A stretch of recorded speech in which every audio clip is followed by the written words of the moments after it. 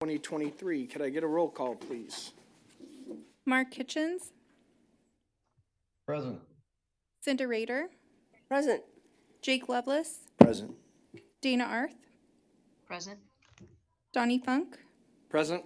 Terry Trafton, Present. Tanya Jonna Ford, Present. Randy Benbrook, Present. Chip Tuzinski. Present.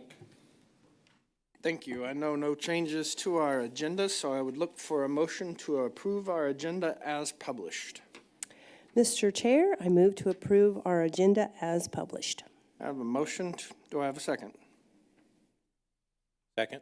A motion and a second. Could I get a vote on approval of the agenda, please? Mark Kitchens, Yes.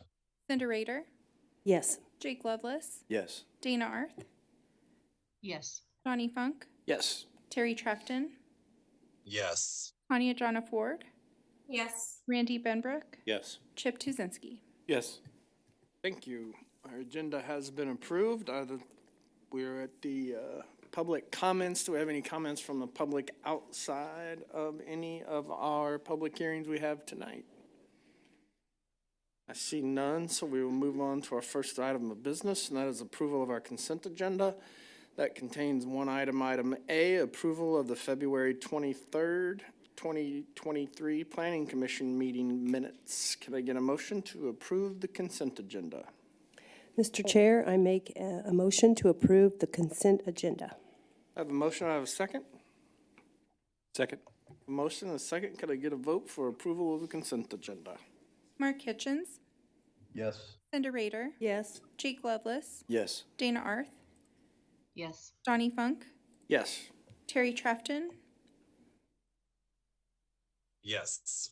Tanya Jonna Ford, Yes. Randy Benbrook, Yes. Chip Tuzinski. Yes.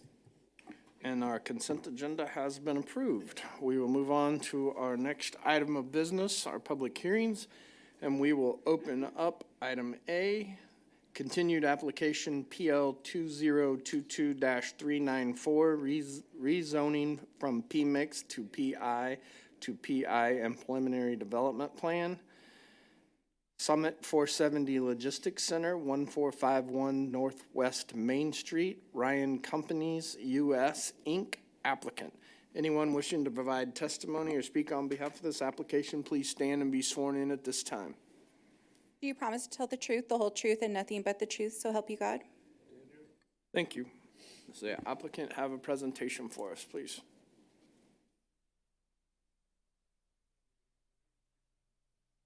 To give us your name and address for the record, please. Yes. Good evening, Commissioners. My name is Andy Crimmins, Vice President of Development with Ryan Companies, address 215 East 18th Street, Suite 22, Kansas City, Missouri, 64108. Thank you. Thank you. Really good to be here, Commissioners. Looking forward to talking about Summit 470 Logistics Center. I know we've had a couple of continuances, but I think they were very worthwhile to kind of get through and make sure that we're all in alignment. Before I do begin, though, I do want to publicly thank and express my appreciation to the city staff. They've been fantastic to work with. They've given us a tremendous amount of insight, and it's been very worthwhile for us. And so I think it's definitely going to help us build, the best first-in-class industrial project in Lee Summit. So we're excited about that, and thank you. While it continues to be challenging to navigate the current headwinds from interest rates and inflation, we are still big believers in the robust industrial market in Kansas City, specifically Lee Summit. And then also, if you don't mind, or if you want, I can give you a little background on Ryan Companies, since we haven't really done a project in Lee Summit yet. Okay. Ryan Companies was founded in 1938 in Hibbing, Minnesota, by James Henry Ryan, and we remain a third-generation family-owned business today. James Ryan's motto was always do the right thing.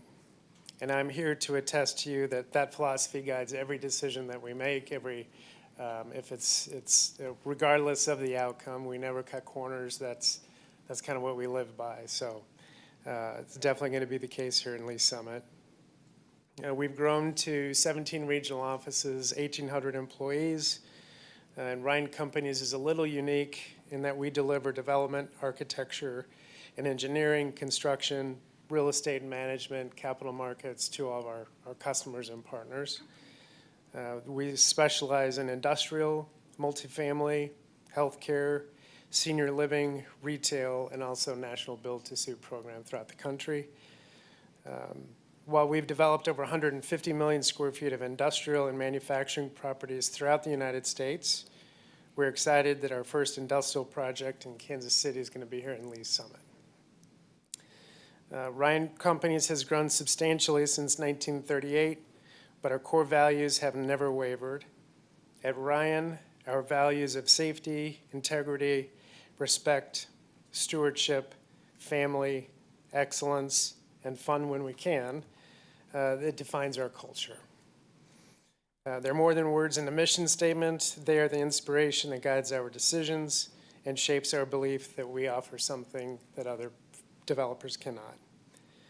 In the end, your building is better, your experience working with us is more enjoyable, your community more vibrant, and your project site safer, all because we embrace our values each and every day. And then real quick, before we begin the formal presentation of Summit 470 Logistics Center, I wanted to take a minute to introduce the rest of our team. With us this evening, we have Christine Bushyhead with Bushyhead Law, Jacob Hodson with Olson Engineering, and then other significant people on our team is John Erpelding, Armand Romanoff, also with Olson, Dustin Curran, and Scott Creel, also with Ryan Companies. And then, but I also do want to thank Michael Van Buskirk with Newmark Zimmer, who brought this opportunity to us and has been instrumental in getting us his guidance throughout the entitlement process. And now I'm going to turn it over to Jake for kind of the formal presentation of the project, but I'll be here to answer any questions. So thank you. Thank you. How do we start this presentation?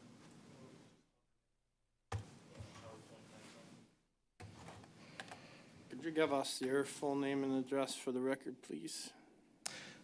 My name is Jacob Hodson. I'm with Olson, and I'm acting as the agent for Ryan Companies today. Commissioners, today we are before you asking your approval of a preliminary plat, a preliminary development plan, and a rezoning of approximately 42-acre group of parcels just to the west of St. Luke's Hospital. Tucked in neatly behind I-470 right-of-way. The 42 acres will be rezoned into PI, planned industrial, from a mix of zoning that includes PMIX and PI. The multiple lots of this configuration will be combined and divided into 2 usable lots. The development plan before you today will only be addressing Lot 1. Lot 2 improvements will be coming by separate development plan at a future date. We are proposing a 465,000 square foot logistics center. It will be built to spec. At this time, a tenant is not determined. The building will have multiple corner articulations, as we have worked with staff to determine this. And at this time, and an identifiable entrance. At this time, the colors of this rendering were chosen based off of Ryan Company's corporate colors. The final colors will be determined during the final development plan. The final, from the site plan, you can see that this is a single loaded logistics center with the main entrance off North Victoria Drive, with the fire accessible only drive off of Northwest Main Street.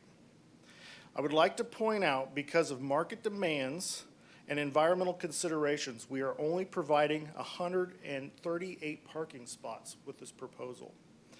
We are 327 parking spaces short of what is required, with the potential to provide all that is required if needed. I would also like to ask that with the condition of the fire access in our site-specific conditions, 3, 4, and 5, I believe, that when Northwest Main Street has been improved to city standards, that the fire access emergency-only gate be removed once the fire access lane has been also brought up to parking lot standards. So with that, I would like to open it up to you for any questions you might have, and I ask that you please approve our preliminary development plan, our preliminary plat, and our rezoning today. Thank you. Thank you. Staff has a presentation for us. Hector?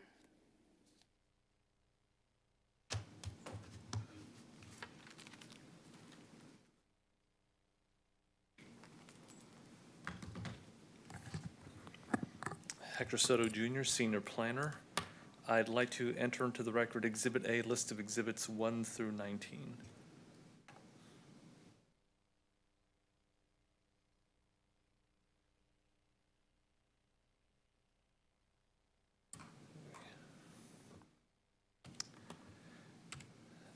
So first I'll start off a little bit just to, in case there's any question as to what exactly is before you. So what was just mentioned now was a request to approve the rezoning, preliminary development plan, and a preliminary plat. The reason why you don't see a separate plat application in front of you is because the preliminary development plan can serve double duty as the preliminary plat and preliminary development plan, as long as all the required information from both documents are included in the same plan. So you don't see a separate call-out line item for a plat that's rolled up into the preliminary development plan. So I just wanted to clarify that piece. So the image here in front of you shows you the existing conditions in that general area of Northwest Main Street, south of 470, north of Victoria Drive. It shows the existing zoning for the area, and outlined in red here is the subject property. A portion of that property, as is intimated in the application, is already zone PI. Most of it's zone PMIX. But the motion or the request is to rezone all of it into PI. The majority of what constitutes Lot 2 is already planned industrial. I believe the breaking point is somewhere around this area here. So there's a small portion of what will be Lot 2, or what is proposed as Lot 2, that has PMIC zoning, but the majority of it is already zoned industrial. So this image here kind of illustrates how the majority of that, we'll say about half of the Victoria Drive corridor and the immediate area there along Main Street does have a significant amount of existing industrial uses, with some smaller office warehouses, but then some of the larger facilities closer to Douglas, like the Polytainer site and Zorega Pasta. So in total, we're looking at, Lot 1 constitutes about 35.6 acres, Lot 2 about 6. So in total, we're looking in front of you about 40, just under about 41 acres. As has been mentioned, we are looking overall involving 2 lots, the larger site of the 465,000 square foot building being Lot 1, and the future industrial use to be determined at a later date being the proposed Lot 2. So on the parking, since that was brought up, just based on the UDO requirement of 1 parking space for every 1,000 square feet for a warehouse distribution facility, Lot 1 will require 465 spaces. So at this time, what you see in gray, in the darker gray, is what is proposed to be improved at this time. So in addition to the separate docks, there are 138 parking spaces around the facility. So what has been alluded to there is that there is a potential to provide an additional 327 spaces to reach that minimum 465 parking count. So what you can see here, kind of just north of that and on the south end, they have land banked this space, and it is all dimensioned out. It's been land banked all in accordance with our UDO requirements to show that if needed, the space and the layout is available for them to actually construct those spaces if and when they actually need them. So while at this time, so just to clarify, so as part of phase one, they'll be doing the 138, and then as needed, they do have the space and the layout to accommodate an extra 327 to meet that 465 that are required by ordinance. The building does have some glazing, particularly at the corners, but it is a precast tilt-up concrete construction. It does incorporate some projections and offsets on all four sides. So just some of these typical elevations were shown to illustrate that there are projections and offsets on all building facades. So the proposed zoning and the land use are compatible with the existing area. I mentioned the Victoria Drive and Northwest Main Street area. And the building architecture is compatible and consistent with some of the newer logistics facilities that we've seen proposed, most notably down on Tudor Road, just off of Main Street there, further south. And there's also been a recent application that's come through in the town center area, just east of or west of Independence Avenue. There is adequate public infrastructure to serve the proposed development.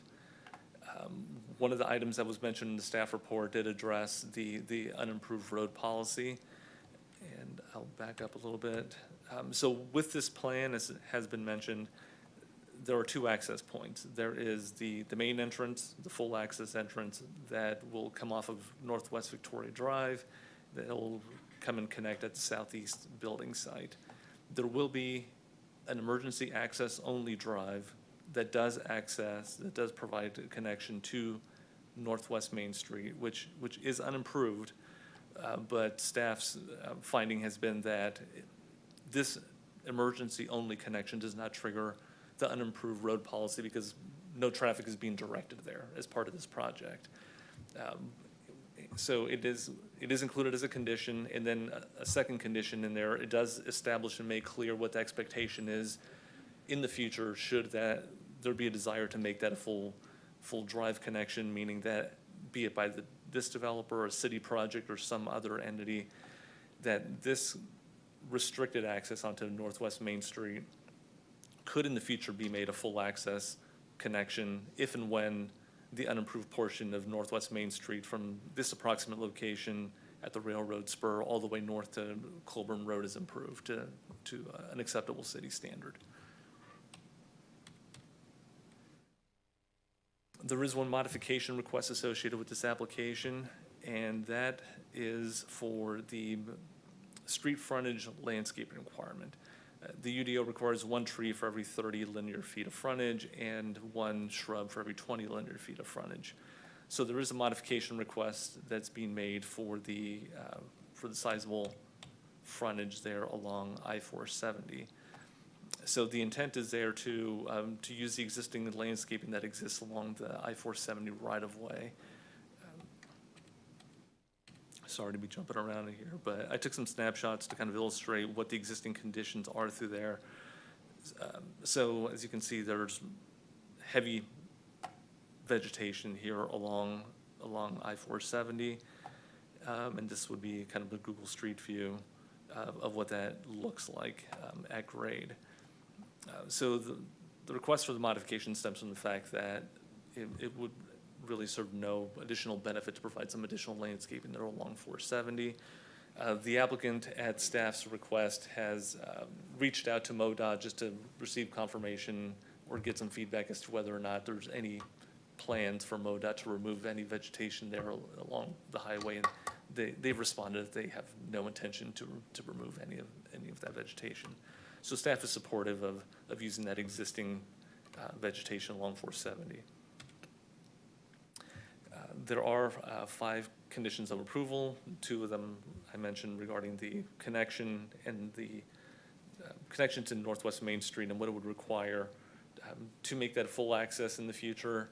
And it also mentions that second connection, that emergency access is needed, does have to be constructed in order to meet fire code. But at this point, I'll just yield to any questions you may have. Thank you, Hector. Do you have any exhibits we are going to enter? Oh, sorry. I guess it was Exhibit A listed 1 through 19. Okay, that's what I thought. Thank you, sir. Noted and entered into the record. We don't have anyone from the public out there anywhere, so we will move on to the commission for questions. Ladies first, Commissioner Rader. Thank you, Chair. Hector, I was wondering on the stormwater retention. There you are. Well, I guess I kind of have two questions. One from the applicant would be, at what point would you need the additional parking spaces? Do you know that?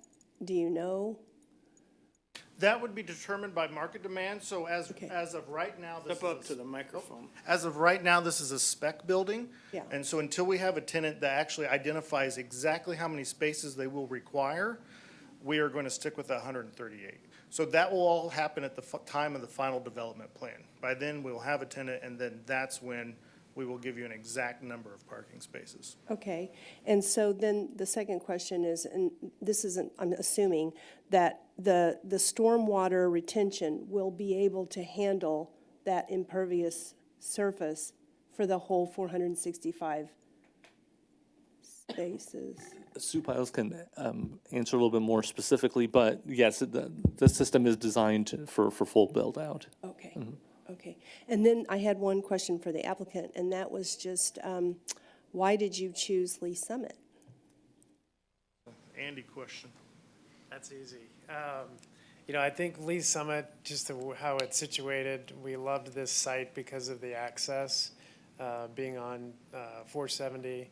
And I think from a demand and a user demand standpoint, because of labor here, it's a really good market. And so that was the main driver.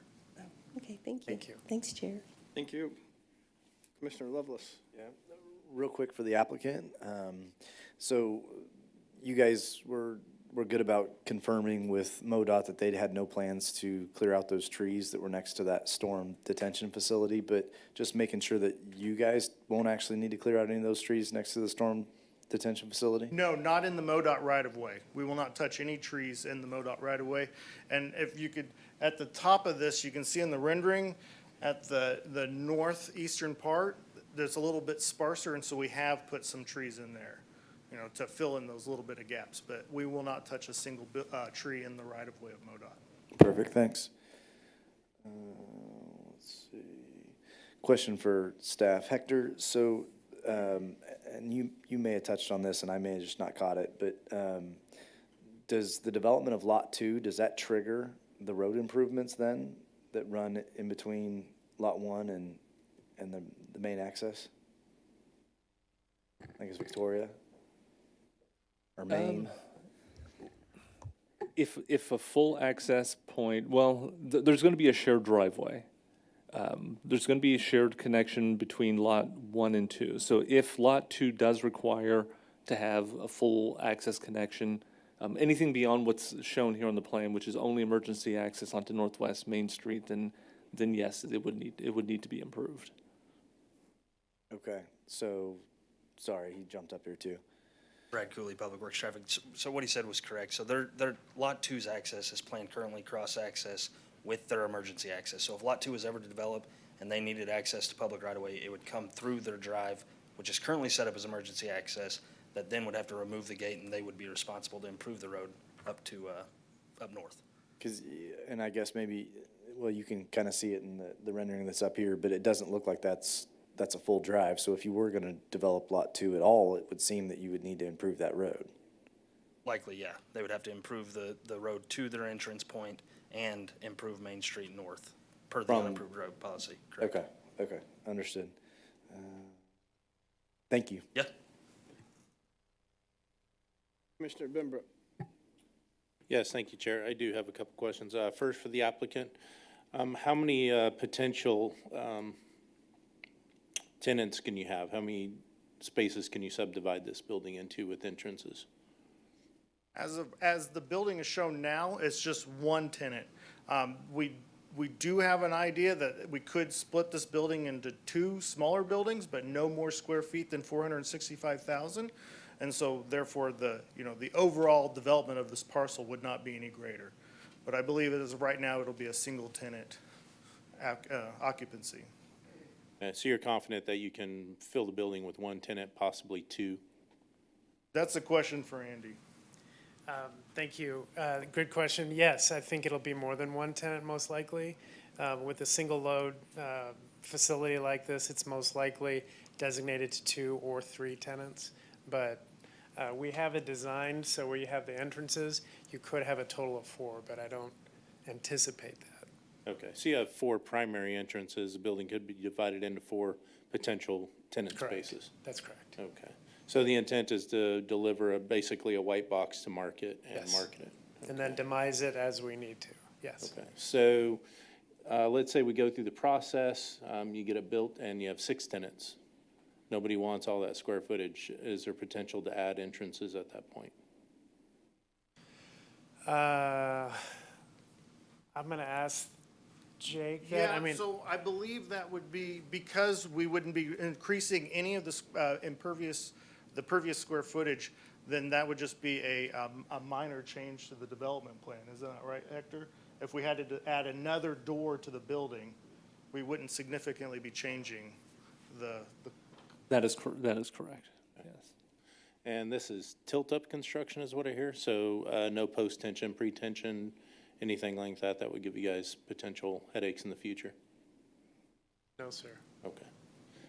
And I appreciate that. I did have one more question for you. What path to the highway do you see your trucks taking? What highway entrance will you be using? Because it looks Douglas. like you have quite a bit of truck parking spaces. I'm assuming 50-plus doors. Yes. So it's 50 trucks a day potentially. Which way to the highway? To Douglas. So yeah, Douglas would be the entrance for both coming and going. Okay, So so then northwest that sparks my next question. Douglas is already a little bit jammed at that highway connection. How do we see that playing out with traffic?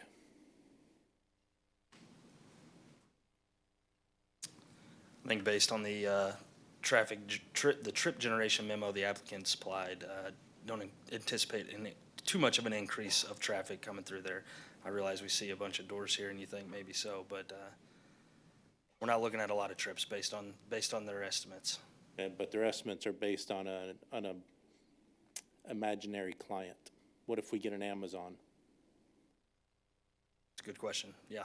So, and we've got a school that gets out, that uses that road. We've already got traffic problems. I myself have been hit on that road. Just kind of curious how we see that working out, since we got really one point access to a highway, and their primary driver of this is accessing that highway. Yeah. I mean, what happens if Amazon takes the whole space? If I could, I think that's a really good question. I think, from a hypothetical standpoint, we don't know who that user's going to be yet, but I think we have planned for 100% occupancy of the building. And so the data that we have from traffic is looking at what typical uses are and how much trips are generated from, traditional distribution. It's not going to be manufacturing, but this is going to be, a distribution center. That's what the traffic counts are based on. So I guess my follow-up question is, what if it's not typical? I mean, I completely understand what you're saying. I get it. But you don't know who your client is. Are you going to pass up a high-use client? No, no, we're not. So, again, my question is, how do we as a city deal with it if they get in a high-use client and the trips are not typical, and we have a lot of access of large trucks to the highway? I mean, do we have a potential solution for that?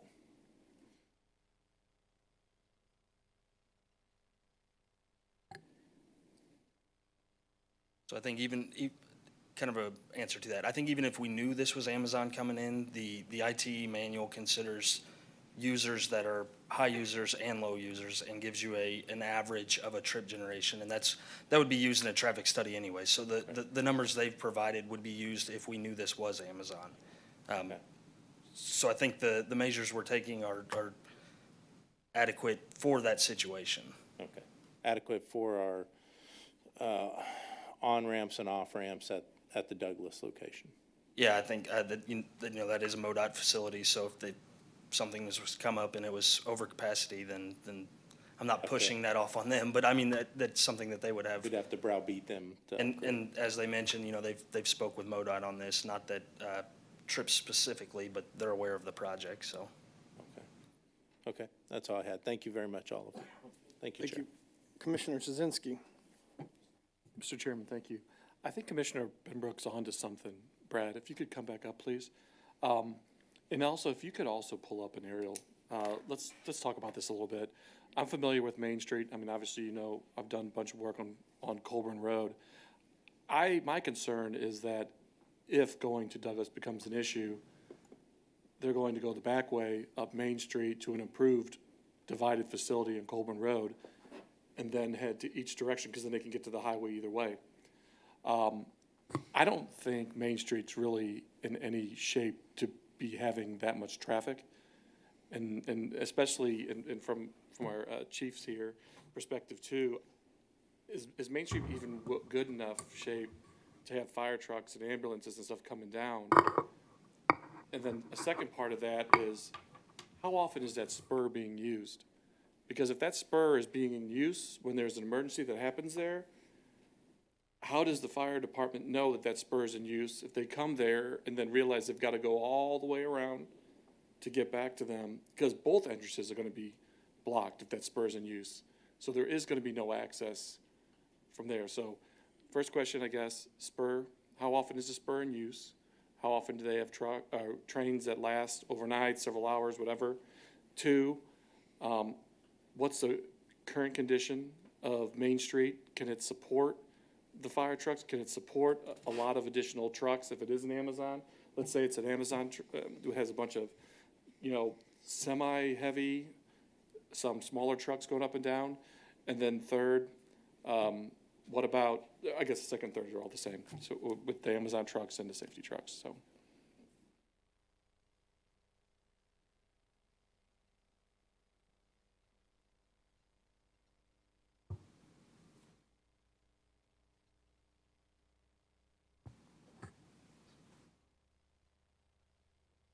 Good. Jim Eden Fire Department, and I can answer a few of those questions. We do currently use North Main for fire department access. As far as the spur, that was something that was taken into consideration as far as having no restrictions on that second access for movement of emergency vehicles in from the north, which is the primary response district for that particular area. Generally, everything that we respond to along Victoria comes in off of Douglas, and so that's our primary route to those areas. And again, as far as the condition of North Main, yes, it will support our apparatus. Now, and like I said, then what happens if we do get an Amazon? Let's just build on, Commissioner Benbrook's idea there, and we start having a whole bunch of trucks going up and down both directions. Maybe they want to go west, and then they take that way to get the 350 and whatever. They want to go east, they go Victoria. What's going to be the driver? Because that's, from what it sounded like to me, parcel 2 is going to be the driver for the improvements to Main Street. And so if they come in with an Amazon, they don't have to improve Main Street, but now all of a sudden Main Street's got a bunch of traffic on it, potentially. So Ryan Elam, Assistant City Manager. As far as the trip generation in real time from the exact user and the ability of the roadway, based off of the standard practices, according to what Brad was just talking about, it's been designed to meet the standards. It's the methods used are in alignment with the current standards that we have.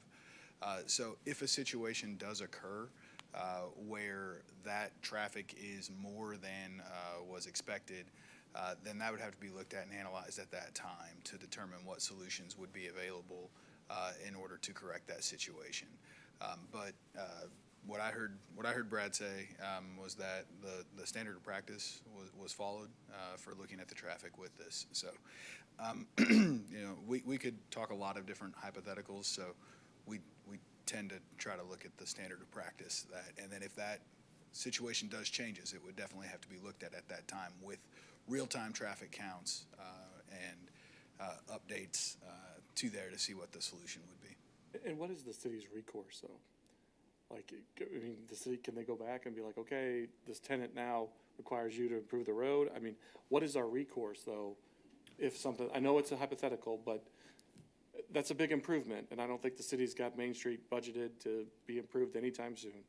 So, I'm hypothetically, I don't believe we have any specific recourse at that time. And if we were able to pinpoint the traffic generation, it would go back to the ordinance and the conditions on the ordinances at that time that were there.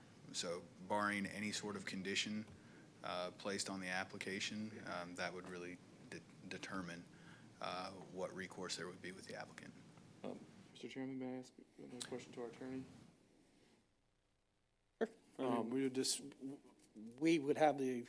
We could place a condition, I guess basically what he's saying, we can place a condition that the applicant would have to escrow money if they get X tenant. Could we do something of that nature? Because we're specifically, the applicant has stated on record hypothetically, so if we are going off hypothetically, what if we hypothetically end up with an Amazon and we have a mess on Victoria and all of these streets? It's not the taxpayer's responsibility to improve this. So I was about to actually chime in.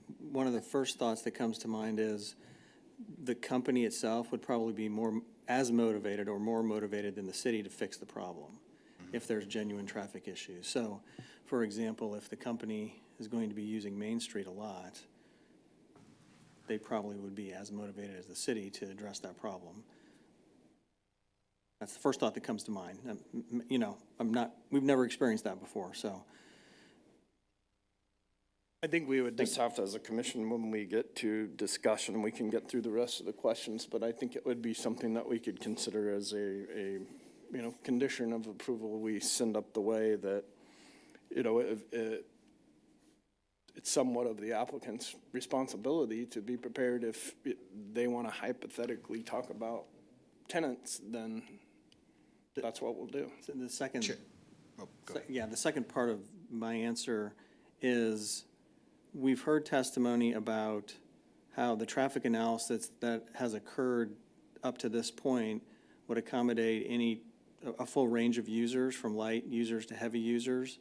The thing that it sounds like you would like to learn more about is specifically, does this analysis take into account what you've been asking about repeatedly, which is, it sounds like a high-intensity scenario where maybe you're thinking there's a high volume of daily, not truck traffic going to the interstate, but traffic flowing throughout the city for delivery purposes as opposed to truck traffic, because your questioning started with truck traffic to the interstate, but it sounds like maybe your questions are,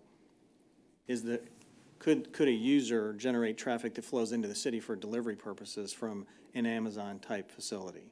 And so the question then is, back to our traffic analysis, have we accounted for that situation? I don't know the answer to that.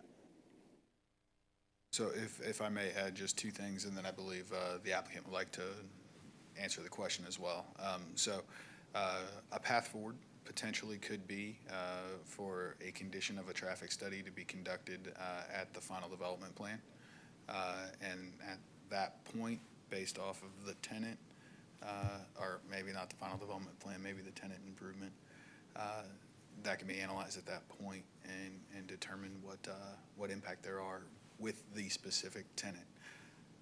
Granted, that would be a situation where it would only be the first tenant that would have that. So that's kind of the thing with a lot of these. Those tenants are allowed to change out over time, but that is a possibility.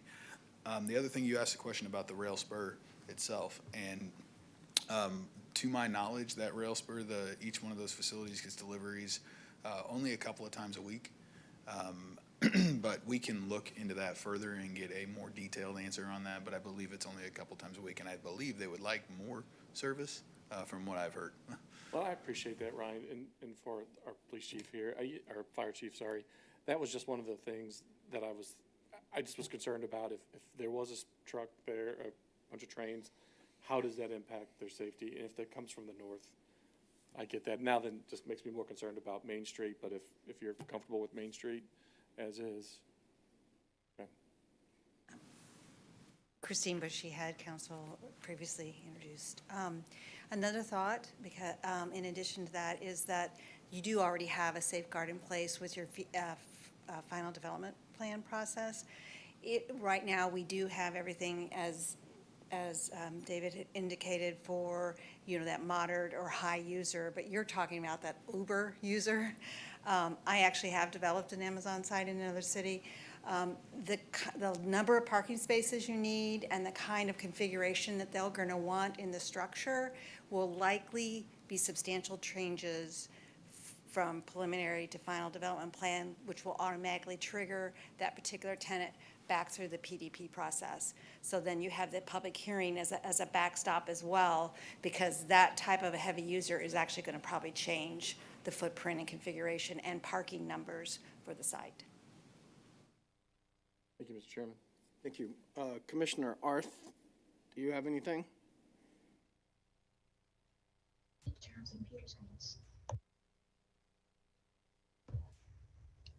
Hold on, I'm having trouble here. Okay. I just wondered, this is a question for the applicant. Do you have any letters of intent at this point?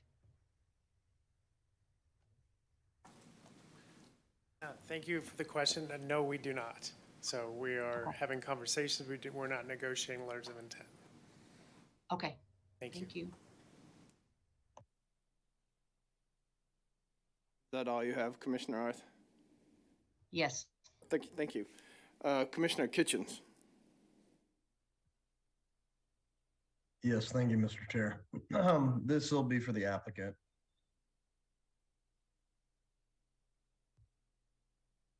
Oh, I'm sorry. Are they there? Go ahead. Go ahead. Thank you. So I agree with Commissioner Benbrook and Commissioner Tazinski on this one.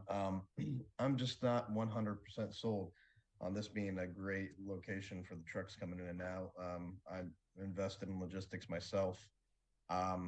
If they told me they were building a warehouse that was out here, I'd be a little concerned with the trucks getting in and out, just from a perspective of traffic and all the things that can come along with that, including damage to trucks, etc.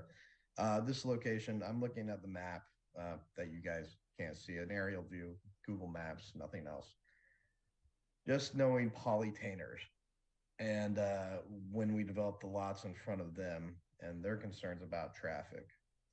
And coming down Main Street, looks like you would have to connect the quickest one to Victoria in order to get over to Douglas and zoom up to the interchange up at 470 and Douglas right there, or circle around the other way up Main to Colburn to the intersection with Colburn. We do know that a couple of those have had some problems in the past with accidents and the like. My biggest concern with this is all the tractor trailers coming in and out at any time of day, including with our high traffic times during rush hour through those. So my question to you in developing this out,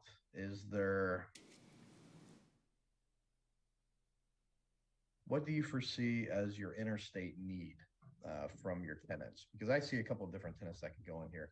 Quite frankly, I'm not sold that you will have a tractor trailer logistics center or stop point right here.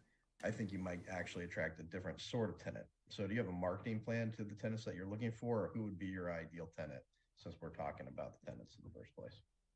Ideal tenant, I mean, from a category would be distribution. Retail distribution is a likely tenant for it, but I really can't speculate on others right now. Okay. Because we've been talking about city streets a lot, and yes, that is our concern.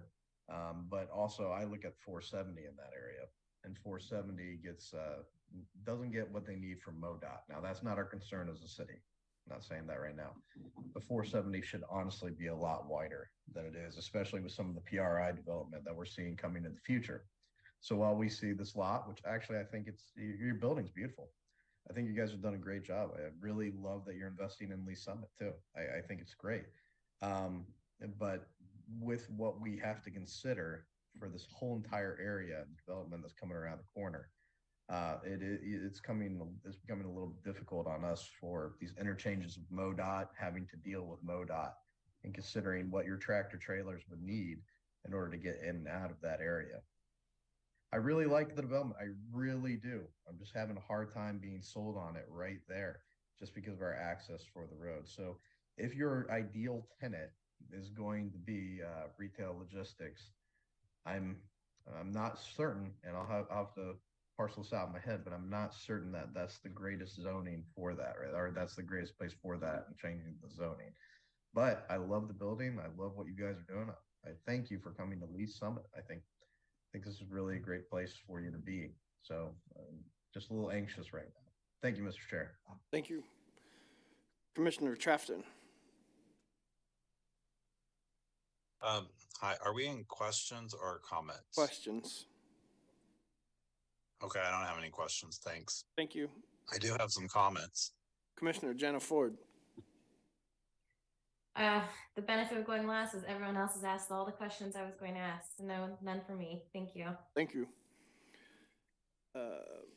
Just a couple of, I'm going to go back to the parking in a minute, but on your preliminary development plan design, you show some different colors, different figures. What's that material there around the front glazing portion of the building?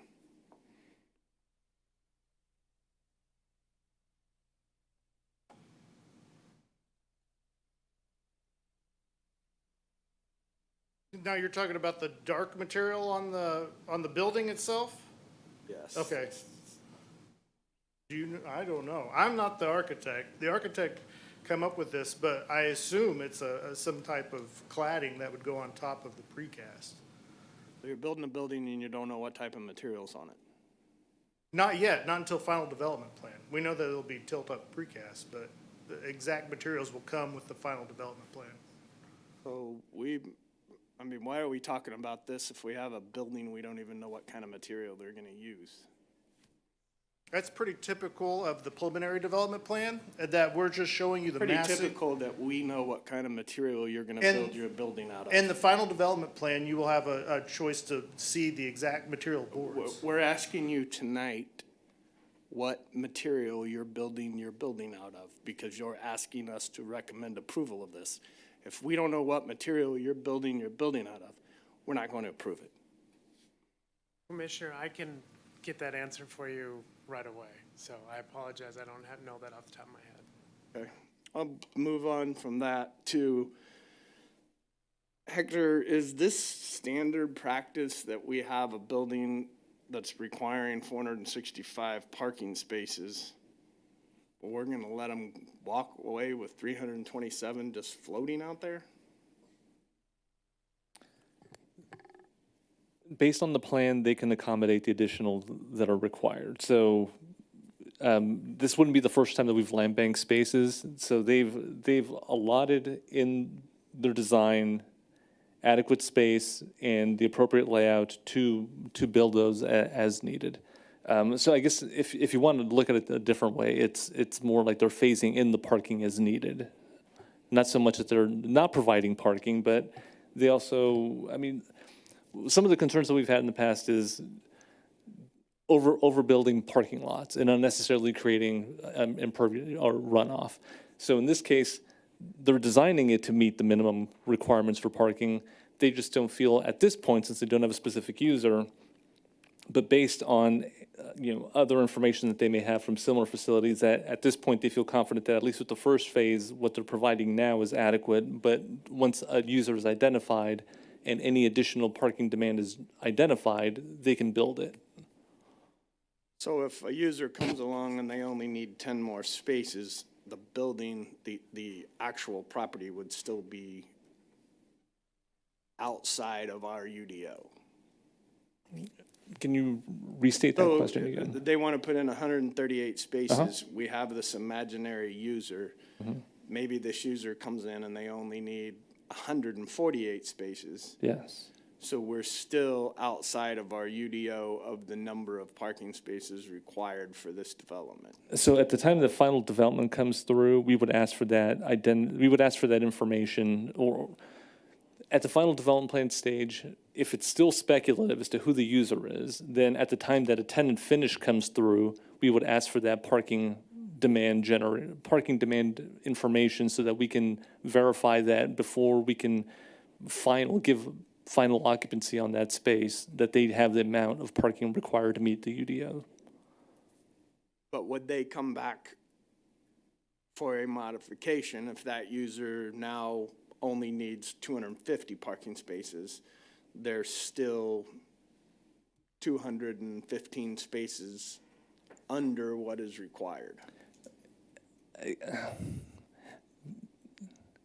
They may, in the end, build less than what the UDO says that they need to, based on, I guess I'll back up. So the UDO requirement for the 1 per 1,000 is based just kind of on average, kind of generic type of standard.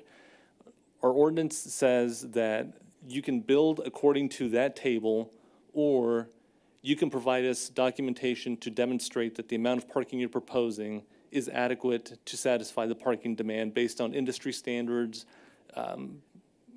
empirical data from other similar facilities.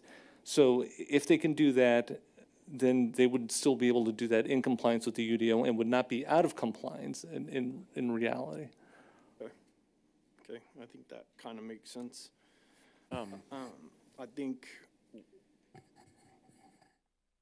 so Brian, Chairman Funk? yes.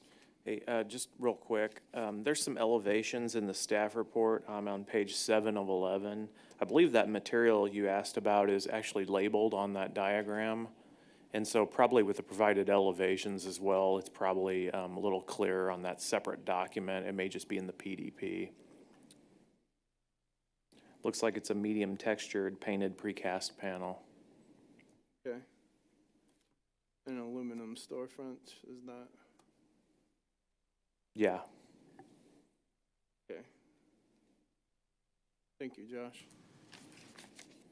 Brian, I know, I hate to make you walk all the way back down here, but did you say that spur is only used twice a week? Is that what?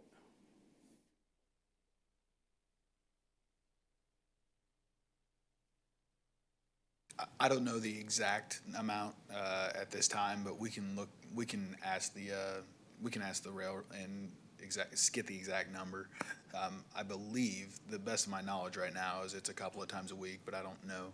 It's all based off of their demand. But we can get a hard answer for that. Okay, thank you. That's all I have. Any follow-up questions from the commission? Everybody good? Everybody out there in Zoom land good? Okay, I will close the public hearing and open up for discussions. Mr. Benbrook will be leading us in a motion on this tonight, but I'll open up discussions. And Commissioner Rader, anything? Well, I just think it's a nice project, and I like their mission statement. We want people here that want to do the right thing. So I guess no matter what happens with the traffic and the different things, that you guys are going to solve those problems. And so I think it's a great project. Thanks, Chair. Thank you. Commissioner Lovelace, anything? I guess just real quick, I think Mr. Elam made a really good point, which is that, you know, we can plan for whatever user is going to be here at any point in time, but they can change year to year, right? When they flip that lease and they have another person that enters into a lease agreement with them. I think the other thing, it is an interesting take as far as with staff allowing that flexibility on the parking spaces, but we have hammered folks for years now that we want, you know, less parking space, especially when it's, you know, just ends up being a concrete island out there. So I think that, you know, if a business comes in there and they need additional parking spaces, they're going to have to put the additional parking spaces in there for their people to park, because it's not like they're going to, you know, trek through the woods and go over to St. Luke's and park over there and then walk. So I think that situation will probably take care of itself. Thank you. Commissioner Benbrook. Yes, thank you, Chair. I like the project. I think it's a nice looking building, and I do believe you'll fill it. I would like to approve this with a couple stipulations. First of all, I'm okay with the way the parking is being phased. I think analyzing that at each particular tenant build out or improvement would be a good idea. I don't have any issues with that, but I would like to see a traffic study performed again after we get an end user. I think that's important. And I think we should be able to, at that point, reassess whether we do an improvement on Main once we have that final end user. I think that could be important, but I don't think it should hold this up at this point. So that's all I had, Chair. Thank you. Thank you. Commissioner Jazinski. Yes, thank you, Mr. Chairman. I'd like to say this is a great project. I like the idea. I love bringing in big industrial spaces because I know that's something that the city's been trying to do.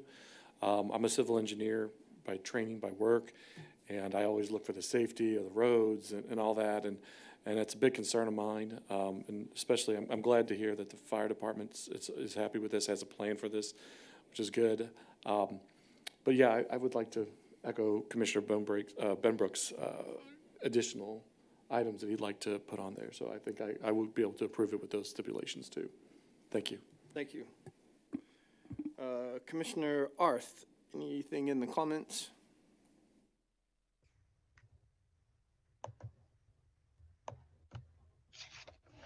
Yes. I just wanted to say that I also like this project, and I think that it is really nice that you aren't trying to just pave everything and make a bigger parking lot. We usually have the opposite come to us, and I like that idea. I think it's thoughtful, and your tenants will dictate whether more is needed anyway, and so I think that takes care of itself. Thank you. Commissioner Kitchens. Thank you, Mr. Chair. Yeah, I'm just gonna echo what everybody else said about the project. I think it's a great project. I really like it. I see the need for logistics. I would just a personal statement, if I were the applicant, I would think outside the box on the tenants. In all honesty, I can think of a few different uses for this for the facilities you're creating, especially when it comes to sweetening them out. I think you'll find there's a lot of demand here. I don't think you're gonna have a problem filling it up. And I absolutely love the phased parking. I think it's a great project for this to be an introduction to the city for. As much as we hear people, you know, complain about different areas for parking, we hear a lot of people complain about just paving places over, to Commissioner Lovelace's point of view.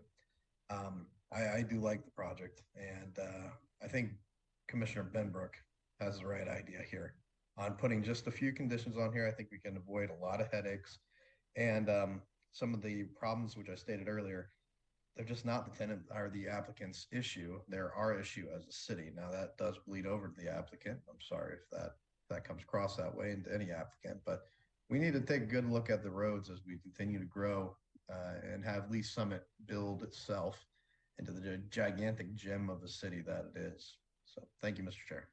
Thank you to the applicant. Commissioner Trafton.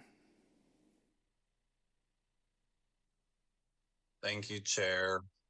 I also want to echo the sentiments of the other commissioners. I appreciate the due diligence that we've done with this project, the city staff, with the developer. I mean, this plot of land, you know, is in such a remote area of the city that, you know, I'm excited that they want to put something back there that I think is probably a good use for that plot of land. And so I appreciate it. I will be supporting this application. I appreciate the developer coming to Lee Summit. So thank you for that. And I look forward to what this will become. Thank you.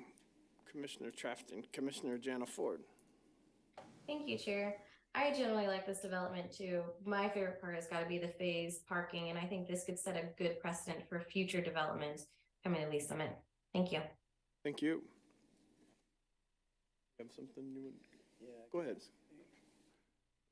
I think it's out. I don't think we need to reopen the public hearing. I Okay. think it's just a So, procedural question. yeah, just procedurally asking about, so if we make a motion to include a requirement for a traffic study on the FDP, what happens if the FDP comes in and they decide to move forward with a spec building Yeah, that has no tenant? Yeah, that's exactly what we've been discussing over here. So I like the answer that Ms. Bushy had provided, that if there's sufficient changes that are implicated at the final development plan stage that are substantial enough under the UDO, we have to come back through as a new PDP.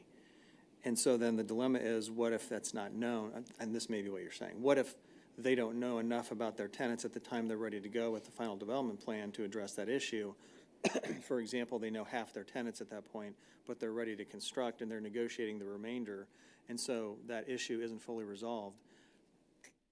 I don't know if we have a good answer to that situation. And the other thing, yeah, the last thought is, and you kind of just mentioned this in your comment there, if you're going to recommend an additional condition, include an additional condition in your recommendation, please be specific regarding what point in time you're recommending to the city council that traffic study would be done. And I can't think of any other time besides final development plan if the situation warrants. I don't know what else we could do.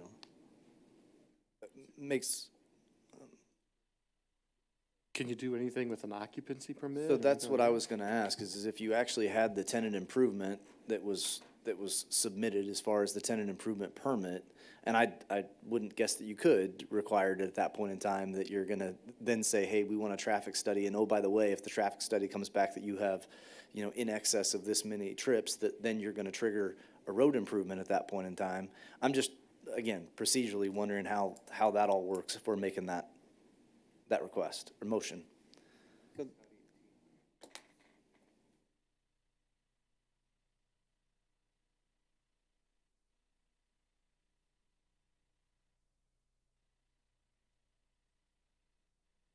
Partial answer here. Okay, that's what I thought. Okay, so here's our best answer at this point. To our knowledge, we have not done that in the past. This is a unique situation. This is the fourth large-scale industrial project we've seen in the last 12 to 18 months. So, we're testing new ground here. Understand the concern that you're addressing. I think I think the best answer we have at this point is there may be a way to address that at the occupancy stage, but we would need to give some more thought to precisely how to accomplish that. We haven't dealt with that issue before, and we haven't done that before.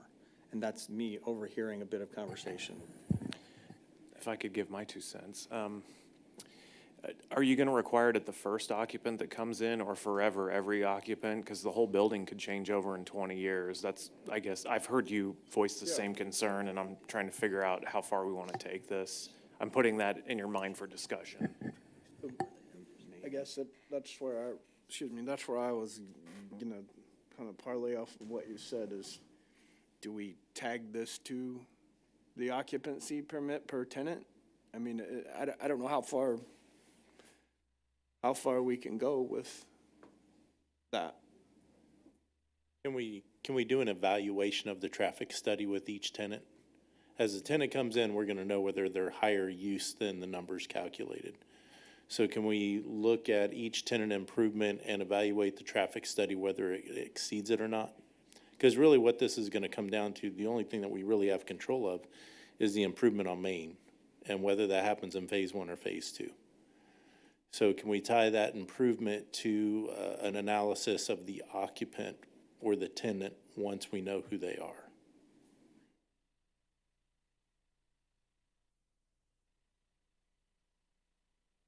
I guess for discussion purposes, we're asking them to do the occupancy permit for the unimproved road conditions.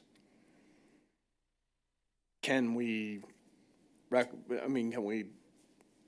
guess we could tie this to that, but is the applicant going to agree to take care of the unimproved road conditions if this were to change prior to Lot 2 development. The best answer I have at this point is reiterating, we haven't dealt with this before, and the best I can say sitting here right now is I have a tentative answer in my head, but I'm not ready to answer fully right now. That's the best I can tell you. And so if that means a continuance to think about it more, if you need more information, that's an option. If you'd like to add a recommendation so we continue to evaluate this issue before it gets to the city council, that's an option also. You guys want to continue this? And, I mean, I think it would give everybody an opportunity to understand that answer and maybe help the applicant understand what they're reaching for as a tenant. I mean, I love the project and I like the idea of, I would like to have maybe in another point in time, I love the idea of way we're doing these parking spaces and understanding. I don't know how we police that other than their occupancy permits as well. But I think as a commission as a whole, I think what I'm hearing is we're having a little bit of heartburn of how we get to the road improvements, because we know that it's probably not on the city's top priority list to fix that section of Main Street. So if this were, and hopefully for the tenant, they do, or for the developer, they land the perfect tenant and everything works out great, but where are we gonna get the money to immediately fix Main Street if need be? And Mr. Chairman, and the reason I bring that whole issue up about Main Street is in the current condition, Colburn Road, I don't know if it would be that big of a draw, because Colburn Road's 2-lane road, it's narrow, no shoulders. But the future condition of Colburn Road, 2.5 years from now, when it's constructed, is gonna be a beautiful, nice, 4-lane divided, safe facility. And that's where I think the draw of Main Street comes. And so that's why I bring that up. It's not the current, it's what it's gonna be by the time probably this is built out and flowing. So, thank you. Sure. So, I mean, I guess to help Commissioner Lovelace's question be answered, are we in agreement with a continuance, and do we need to pick a date certain? Yes. Can I ask a question of the applicant? Since this is all focused around the Main Street improvement, would you consider putting that in phase 1 instead of phase 2? It's a big question, but it's an easy answer, unfortunately, but it's no. We could not support it financially. okay. Sorry. I appreciate your honesty. Commissioner, if your concern is with the Northwest Main Street connection to Colburn, that would be considered under the unimproved road policy, and you have pre-built road counts for that right now. And so you would see as soon as they build it, if those road counts would hit the threshold that is set out in your unimproved road policy, then it would be on the applicant to improve it, no matter whether they're accessing Lot 2 or not. So you do have that safeguard in there. But who does the road counts? You do, the city does. I don't think that's not. I mean, after the project is built, if you exceeded it, what is our recourse? That's the question. Are we gonna sit out there and block your trucks? No, we have no recourse at that point. Not entirely accurate there. The reason the unimproved road policy isn't put in effect here is because we're making that access point emergency access only. If that access point was at any point opened up full access, the unimproved road policy would then kick into effect. This is a commercial development. The unimproved road policy does not allow commercial development or industrial development on unimproved roads. So is it their job to police their vehicles that leave there do not go that way? No. No. So we're at ground one where we have an unimproved road, and if we kick this can down the road, go ahead. No. So and I should have asked this question earlier, but so there's not gonna be a gate and a Knox box on there that's? Yes, there is. So they can't have people traversing that road unless it's fire. Correct. And it's. I think the question's That's the going access around road, it. though. We're talking about them coming out and then going around up Main Street to get up to 350 Highway or a different access. We're not talking about the emergency road on Lot 2. When you guys were talking about. I think a possible answer to your question would be there's two shorter routes going around to get to 470 than to go up Main Street across Colburn, then get onto 470. But I think from the commission's aspect of what we're looking at and we understand is if, as the applicant stated when we were in public hearing, the imaginary tenant that nobody knows who's coming here is bigger than what we expect, which we solely hope for the applicant that is true, and we start getting this traffic on Main Street, and 30 years from now, they still haven't developed Lot 2. Are we going to put this at the top of our list as the city to make Main Street improvements? Probably not. So I think we need to address that now. I think if we identified this as a heavy user road and it was in its current condition, it would make its way onto the capital project list. I think if we were seeing safety concerns, it wouldn't keep getting pushed down the road. Can I ask a question? Yes. What are we solving? I'm trying to think about with him. We're What are solving the what are city we- not having what- the expense of the unimproved road improvements if they never develop Lot 2. I get that, but what are we solving for as far as the project before you? Because as it's there, the number of truck doors, the number of parking spaces, what's anticipated to be there of the average user type, okay? We're fine with that. It's when we push the envelope and potentially have a user come in that demands more space and heavier traffic and things like that. That's what we're solving for in this additional condition, correct? I don't So- think I followed you. My thought process is, semi-traffic, semi-truck traffic, right, is probably gonna use the Douglas corridor because of it's easier access, bigger turns, traffic signals. But if you get a user in that has a bunch of delivery trucks, and you got delivery truck drivers and they need to get to Raytown, they need to get up 350, they're probably not gonna backtrack to Douglas. They're probably gonna cut up Dumaine, hit Colburn, and split those directions, right?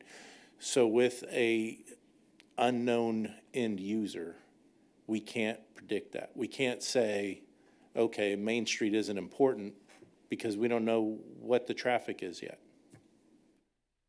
So it's hard for us to sit there and to pass this through knowing that potentially we could have a ton of traffic on Main and that improvement may never happen. How did you address this on the other industrial developments that were speculative?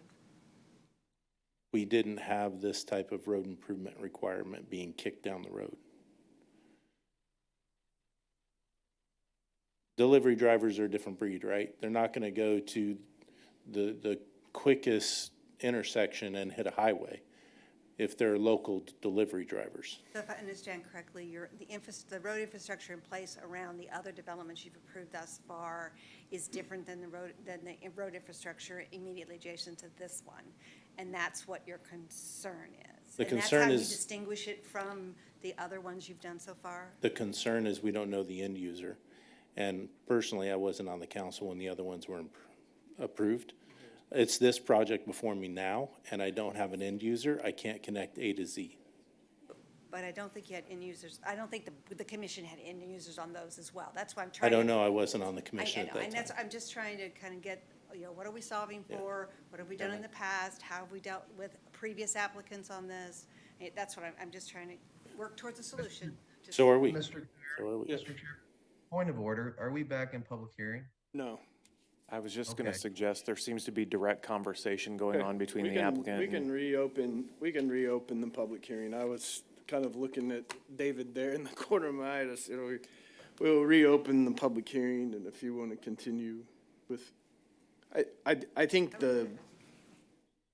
the question is for the applicant is, you don't have a timeline for Lot 2. That determines the imaginary tenant for Lot 1.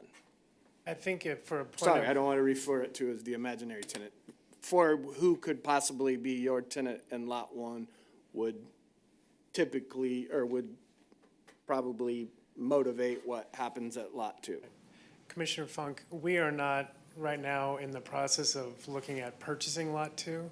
We're not buying Lot 2. So I don't know if that helps. I think that might answer a couple questions. So doesn't the access, the fire access, does that go through, sorry, I There'll took be that. an easement. So is that easement agreement already reached? It's in process. Yes. Yeah, it is a requirement. Okay. So potentially Main Street would, if you never choose to buy lot 2, then the unimproved road improvements might. Mr. Chairman, would that be Lot 2's person's responsibility, unfortunately? So they're gonna put in the big development, someone wants to develop Lot 2, and Lot 2 now all of a sudden has a big Main Street improvement that they've got to. Brad, that is correct? So why would anyone buy Lot 2, sir? No, nobody's gonna buy lot 2. No. Because that would be from basically Capitol Drive there, I think that's Northwest Capitol Drive, all the way north to Colburn. It would be lot 2's responsibility to improve that roadway. That's correct, kind of a domino effect. So for Lot 2 to get public access, it's through the access easement, through Lot 1's driveway, which then opens that driveway up to be full access, therefore the unimproved road policy kicks in. So, yes, the answer is yes. Lot 2 would kick that into responsibility. Okay. Commissioner Tuzinski, anything? We're in public hearing, say. I'm not a businessman, and I think you came up and said that you guys like to do the right thing, but unfortunately, this doesn't sound like the right thing to me. So I'm just gonna. I appreciate your comments. I can tell you that we're purchasing part of the property from that same owner. And so we're having those discussions now. We're not trying to pull the wool over anybody's eyes. We're doing a lot of improvements for them. So to offset some of that expense, so. Chair, if I may.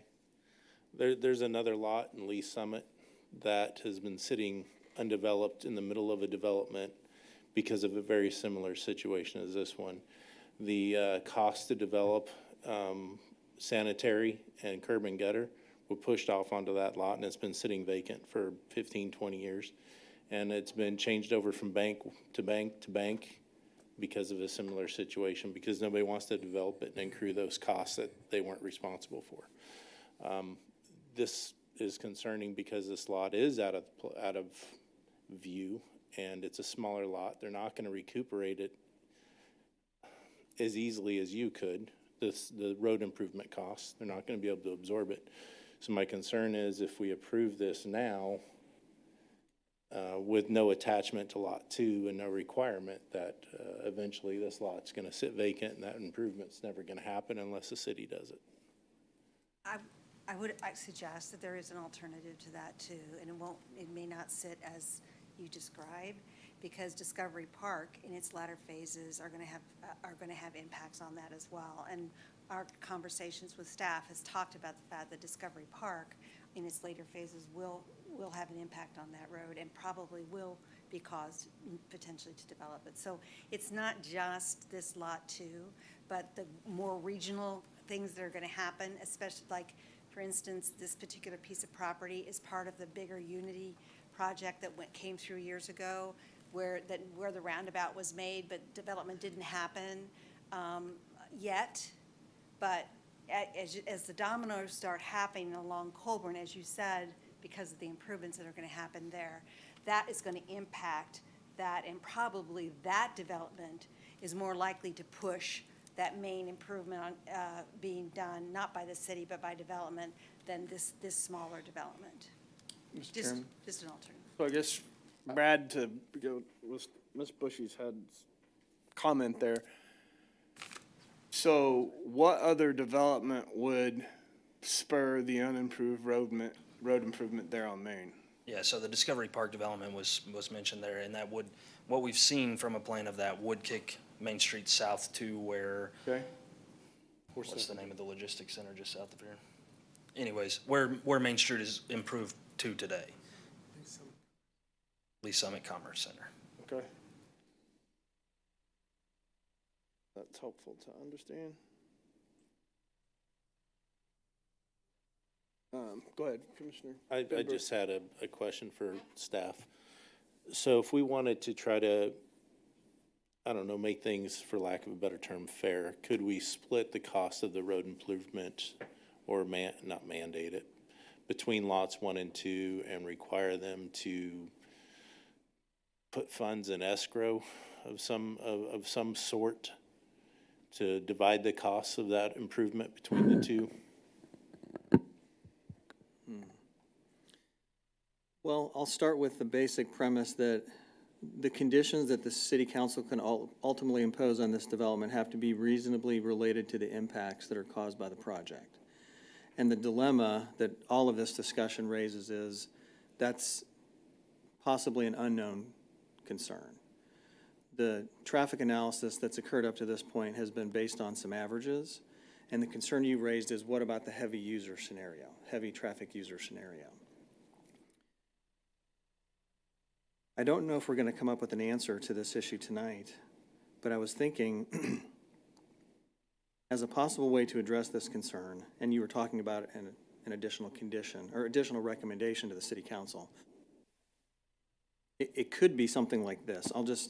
I'll go ahead and say this to consider.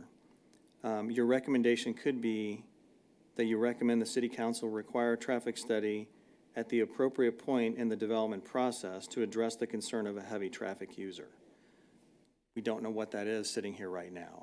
I haven't figured out what that might be. And amongst staff, you've seen staff coming up here and peppering us with thoughts. And, you know, there's lots of ideas that we're tossing around as we hear this discussion. I think that's about as far as we can take it at this point, if you're ready to move forward or a continuance. I think for the applicant, you're not asking for any incentives on this project. This is straight up, Yes, we are. you are asking for incentives. Yes.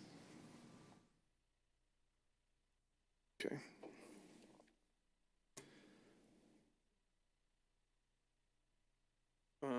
Anything else from the commission with that in mind? Commissioner Kitchens? Just in discussion, Mr. Chair, thank you. Okay. Commissioner Trafton, while we're in public hearing. No, thank you, Chair. Commissioner Jana Ford, No, thank you, Chair. Commissioner Arth. No, thank you. Before I close the public hearing, any more questions now that I guess, so when we did they're asking for the one small section of the property to be rezoned, correct? Because lot 2, if they don't own it, we're not rezoning it, correct? No, that is a part of the application, is to rezone the P-mix portion of what is Lot 2. Chairman Fong. Yes. People can rezone property or gain entitlements with the permission of the landowner. That's not Yes, uncommon. I understand that. Okay, sorry. I'm just putting it all together in my head of we're wanting to do here. I'll close the public hearing and reopen for any, you have another question before I close it? Open up for discussion. Mr. Chairman, with regards to staff, you know, on the new development that's gonna go in off Colburn, how far along is that process been? Like, have they laid out, because I have seen concepts of where that new Main Street's gonna go through that development. Have they come through at all yet to know where that's gonna be, how much they're gonna build of it? Are you talking Discovery Park? Yes, sir. I don't know the precise answer, but somebody here does. They've been through their first review for their PDP and rezone For phase 1. for phase 1. And those improvements that they're gonna do on Main Street, and I'm just gonna, from memory, it's been several years, but those improvements, are they gonna go past 470? Like it goes underneath, but are there improvements, do they go past 470? I'm not sure where you're referring to. Like Main Street comes down, goes underneath I 470. think, I think Then the doesn't answer. it end at 470 with that, was that they were tying into, or how far does that go? So their phase 1 is in the process right now. Phase 1 is all the property north of Colburn Road. Oh, okay, right. Phase 2, south of Colburn Road on the east side. east side. And then phase 3 to the west of that, phase 4 to the west of that. When you get all the way over to phase 4, now you're touching on or close to touching on Main Street, and presumably at that point, as those plans come in, this issue will Yeah. come to the fore. And how, I know you can't, I know there's not dates that you know exactly, but how far down the road is phase 4 then for that? I mean, is that, In the TIF plan that was approved, I think their phase 4 starts in 2028, maybe? It's numerous years out. and for this development, and I'm sorry, we can't really go back. So in this development, when is, do you guys have internally when this one's probably going to be built out by? 2023, 2024? Which project? The one that we're talking about right now. 2024. 2024. next year. So there's potentially a 4-year gap in between where there could be traffic issues if the high user goes in. Yes, could be. Or that development may move faster. It's sort of an, Or could, or not happen or at not all. happen It's at an all. unknown. Yeah, it's an unknown. yeah, okay, I just got to take that into consideration. Thank you. Commissioner Benbrook, anything in discussion?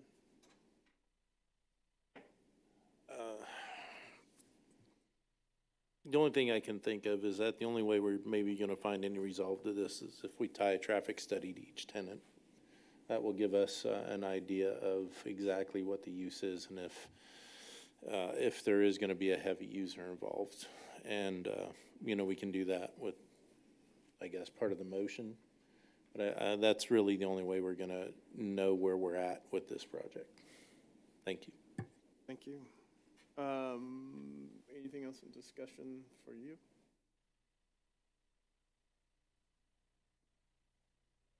I know we've discussed it a bunch, and I appreciate Mr. Benbrook's recommendation there. I guess I wonder at what point in time are we becoming the landlord for them? And how much oversight is really reasonable before we just say, this isn't the right development for that piece of ground? You know what I mean? If those are the conditions that they've agreed to, how much oversight should we really have versus saying, is it the right project for the right piece of ground? So that's it. Thank you. Commissioner Rader? Nope. Commissioner Kitchens, you have something in comment here again? Mr. Chair, just real quick, I'm gonna agree with Commissioner Lovelace. I would only be in support at this time, having heard more from the applicant and great discussion from the commission on either continuing this and sorting some of it out, and we have great city staff that can help with that, or I would be in denial. I would deny any application with as it sits moving forward, and that's my opinion on it. Thank you, Mr. Chair. Thank you. Commissioner Trafton?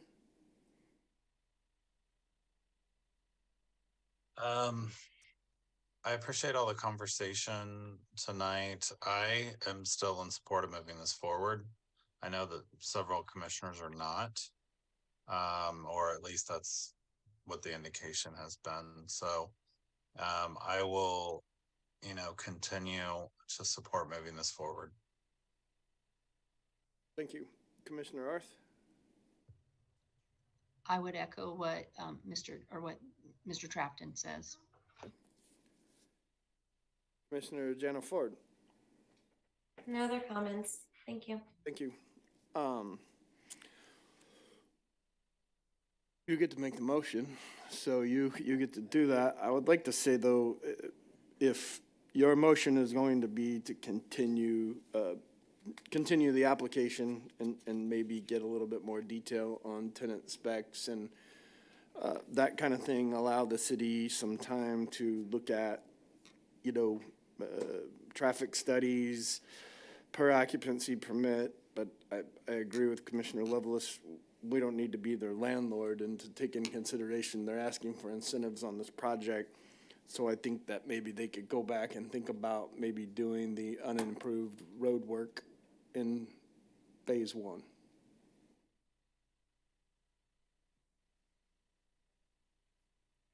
All right. That close the discussion, I guess. Yep. Closed up. We'll let you make a motion. Thank you, Chair. I move to recommend to continue application PL22 or P022-394 to a date unknown. Do we need to pick a date on that?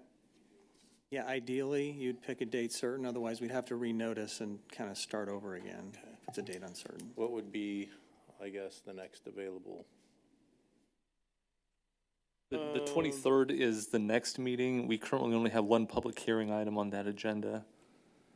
That's April 23rd, or I'm sorry, March. March 23rd? Oh, March 23rd, yes. Okay, I'll try it again. Chair, I move to recommend continuing application PL 2022-394 to a date of March 23rd, 2023, rezoning from PMIX to PI and preliminary development plan, Summit 470 Logistics Center, 1451 Northwest Main Street, Ryan Companies, US Inc. applicant. I have a motion. Do I have a second? Second. Any discussion on the motion?